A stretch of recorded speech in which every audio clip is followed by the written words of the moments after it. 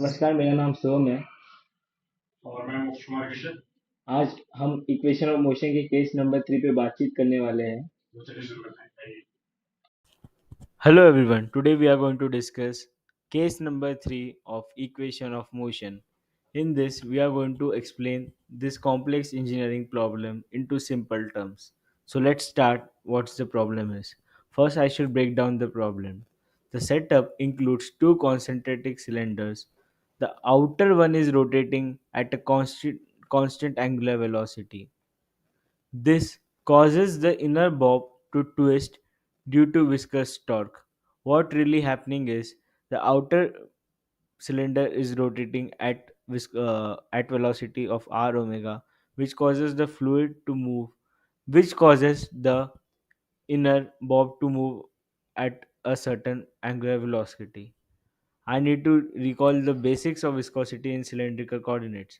So specifically tangential flow between rotating cylinders. Since it's a Newtonian fluid, the stress is proportional to the velocity gradient. The key equation here would involve the torque balance, the viscous torque from the fluid equals to the torsional torque from the spring. The rotating viscous fluid causes the suspended bob to turn. The torque produced by the momentum transfer in the fluid equals the product of the torsion constant K and the angular displacement theta b of the blob. The angular displacement can be measured by observing the deflection of light beam reflected from a mirror mounted on the bob. So what here happening is that a mirror is placed on the blob, which whenever some kind of angular displacement is happening, the beam which is being reflected off the mirror gets deflected. So through that we can calculate the angular displacement. So now Moksh will further explain. Okay, as we start by explaining this setup in detail, then move to the Navier-Stokes equation simplified. For this case, since it's a steady laminar and tangential flow, the radial and axial components can be neglected. The theta component of the momentum equation in cylindrical coordinates would be relevant. Assuming no end effects, the flow is purely tangential and varies only with radius. The velocity profile v underscore theta needs to be determined. Then compute the shear stress on the inner cylinder bob. Okay, which depends on the velocity gradient. Shear stress is u into dv under dv theta divided by dr minus v theta divided by r for a Newtonian fluid. Once the shear stress is found, the torque on the bob is the stress multiplied by the surface area and radius. Setting the set is equal to kt into theta b gives an equation to solve for u. So the assumptions which we are going to take in this question to make it solvable are the conditions of measurements are controlled so that there is a steady tangential laminar flow in the angular region between the two coaxial cylinders shown in the figure. So what we are going to take is the flow should be happening between the tangential should be steady, tangential and laminar. So because of the arrangement used, all L effects, including the bob length, are negligible. And we are going to express and calculate viscosity of fluid, assuming that the fluid in space behave like Newtonian fluid. But wait, I want to check the boundary conditions also. The outer cylinder rotates at omega naught. So at r outer is equal to v theta is equal to r omega. Outer the inner bob is at rest, but due to the torque, it twists by theta b. However, since the bob is suspended, its rotation is resisted by the torsion constant. So the torque from the fluid must equal to the torsional torque. Wait, maybe the inner cylinder bob isn't rotating because the torsion wire resisted. So the angular displacement theta b is the result. The key is that the velocity at the inner surface R inner is 0 because the bob isn't moving, except for the small twist theta b which might be static. Or is the bob rotating at some angular velocity, omega? Bob due to torque? Maybe I need to clarify. In a typical viscosimeter, the inner cylinder is stationary and the outer rotates. The torque on the inner cylinder is measured. Here, the bob is suspended with a torsion wire. So, when the outer cylinder rotates, the fluid transmits torque to the bob, causing it to twist until the torsional torque equals to the viscous torque. So, at steady state, the bob isn't moving. It's stationary but twisted by angle theta b. So, the velocity at r is equal to r inner is 0. The outer cylinder V theta is equal to omega r outer at r is equal to r outer. So the velocity profile between r inner and r outer is such that the V theta satisfies the Navier-Stokes equation for this geometry. Now we will understand that which Navier-Stokes equation we are going to use and why we are going to use that Navier-Stokes equation. So let proceed to the next part of the problem. So now Moksh will explain what is Navier-Stokes equation, why we are using it in this question, and all about Navier-Stokes Okay, equation. guys, we are diving into one of the most powerful tools in fluid dynamics, the Navier-Stokes equation.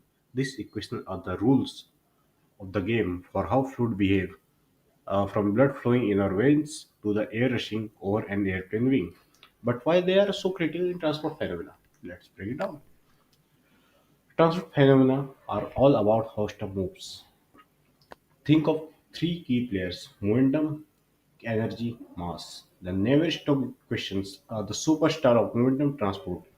They tell us how fluid accelerate, slow down, linking forces like pressure and viscosity to motion. Without them, we couldn't design pumps and predict weather, or even model blood flow. Okay, why we use Navier-Stokes in transport phenomena? Imagine you're designing a new drug delivery system. You need to know, will the drug mix properly? Will the pump handle the pressure? Navier-Stokes answered this by modeling convection diffusion forces. But it's not just about fluids in pipes. These equations coupled with heat and mass transfer. For example, in a car engine, hot gas expands heat transfer. Fuel mixed with air, mass transfer. All driven by fluid flow, momentum transfer. Okay. Real world application.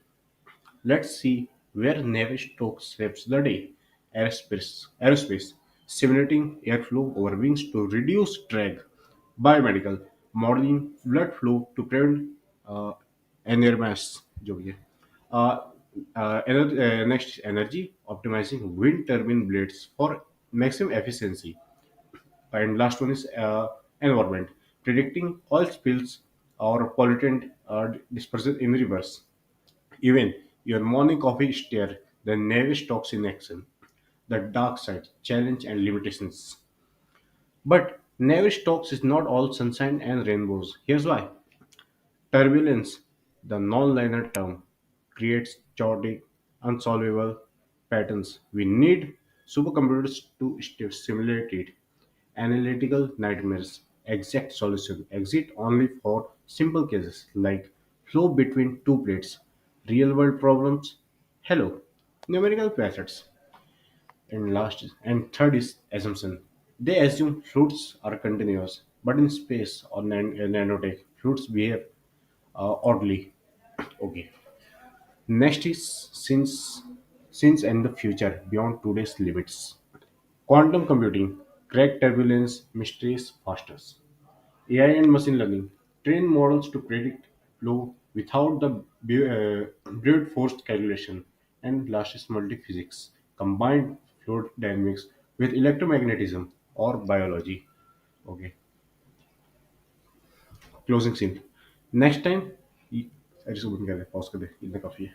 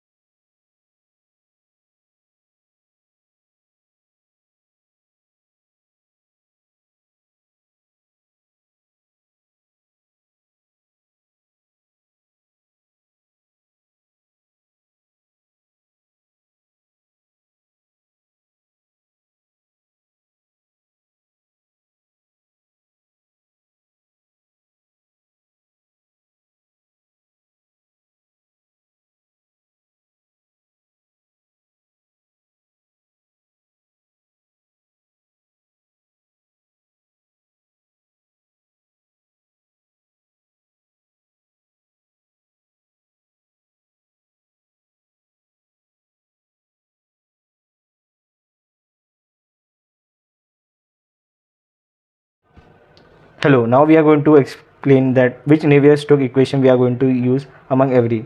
So we have around 9 Navier-Stokes equation, out of which we are going to use some of them.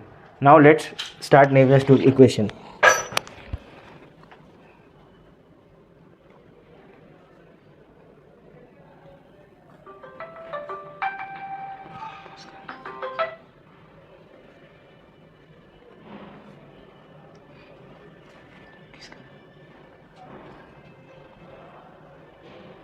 So we are going to use Navier-Stokes equation. First we have to see it in Cartesian coordinate.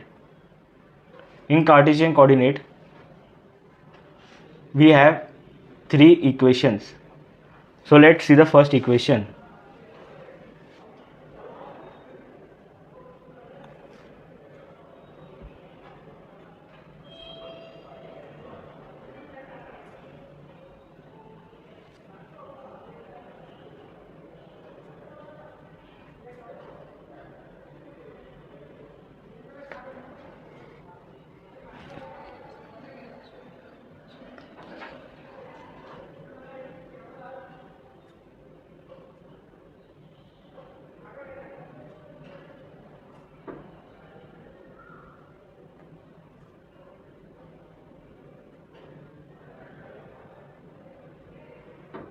This is an x equation of motion. Now let's see y motion, y equation of motion.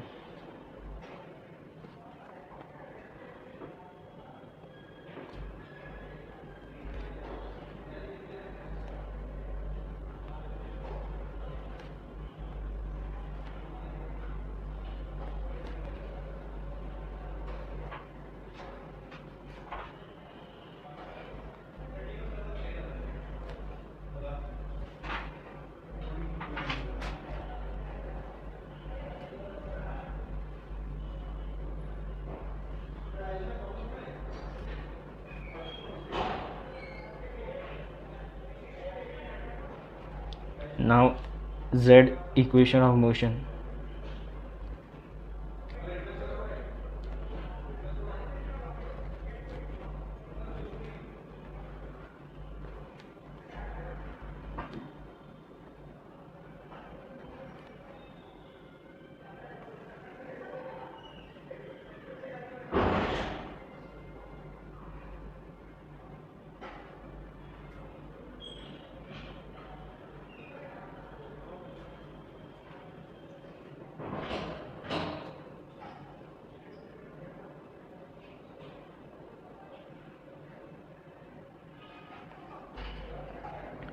But the Navier-Stokes equation, we won't be using this all 3 of them, because the coordinate system over here it is indifferent.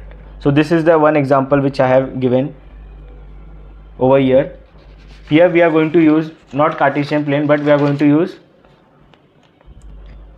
it in cylindrical coordinate. This was just one of the example which I gave. The equation which we are going to use today in this question are in cylindrical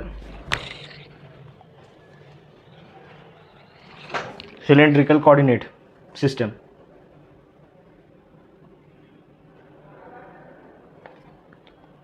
So in cylindrical we have 3 types: R equation of motion, theta equation of motion,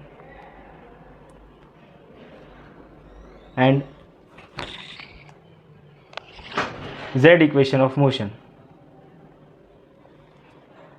So let's see for R equation of motion.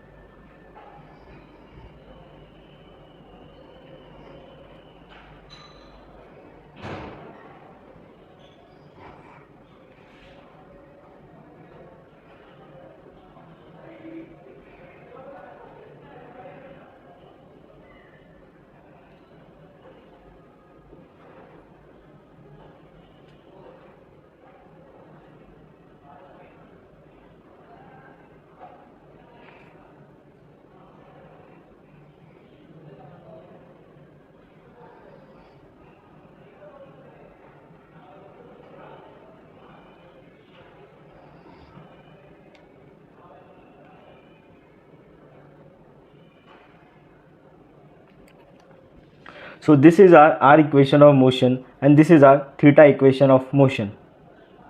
Now we will write for z equation of motion. So for z equation of motion, our equation is P into dou Vz by dou t plus Vr into dou Vz by dou r plus V theta by r into dou Vz by dou theta plus Vz dou Vz by dou z is equal to minus dou P by dou z plus mu 1 by r dou by dou r into r dou Vz by dou r plus 1 by r square into dou square Vz by dou theta square plus dou square Vz by dou z square plus rho gz. In this question we are going to use cylindrical coordinate and we have three equation of motion in r equation, theta equation and z equation.